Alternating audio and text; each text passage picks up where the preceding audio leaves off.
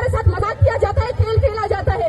जब पुरतशद्दुद वाक़ियात होते हैं बलोचिस्तान में हमारी मजम्मत करने के बावजूद, जब हमारी पुरअमन आवाज़ों को दबाने के लिए हमारे ऊपर मुख्तलिफ प्रोपेगेंडा करने के बावजूद, हमारी मजम्मती स्टेटमेंट देने के बावजूद भी हम देखते हैं कि वो लोग, वो रियासत जो खुद को नंबर 1 एजेंसी कहती है, नंबर 1 फौज कहती है, वो रियासत इस हद तक छोटी है कि अभी वो जो जबरी तौर पर गुमशुदा अफराद हैं उनकी बदशुदा लाशें फेंक कर ये कह रही है कि मैंने शर्पसंदों का मुकाबला किया है।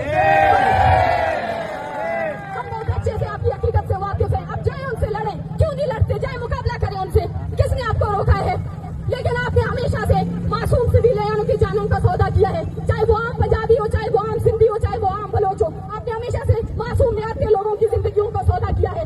आपने हमेशा वो इंडिया जिसको आप बार बार कहते हैं कि ये बलोचिस्तान के एजेंट है, उसी इंडिया के साथ आप तो उसी के वज़ीर आज़म को बुला रहे हैं यहाँ पर अपने प्रोग्राम्स के साथ, लेकिन आप हमारे ऊपर इल्जाम लगाते हैं कि ये उनके एजेंट है, ये उनके प्रॉक्सीज है। हमारे साथ ये रियासती दो दस्तूर, ये दो रवैया हमारे लिए काबिल कबूल नहीं है। हमने बारहा कहा है कि हम जिस दर्द, जिस तकलीफ के साथ हमने अपनी जिंदगियां गुजारी है, हम किसी भी माँ के लिए, किसी भी बेटी के लिए ये नहीं चाहते हैं कि वो इस दुख और दर्द के साथ जिंदगी गुजारे। हमने देखी है दर्द क्या है, हमने देखी है तकलीफ क्या है, हमने देखी है बेखाब रातें कि किस तरीके से इंतजार में हमारे दिन गुजरे, हमारे साल गुजरे, हमारे महीने गुजरे हैं।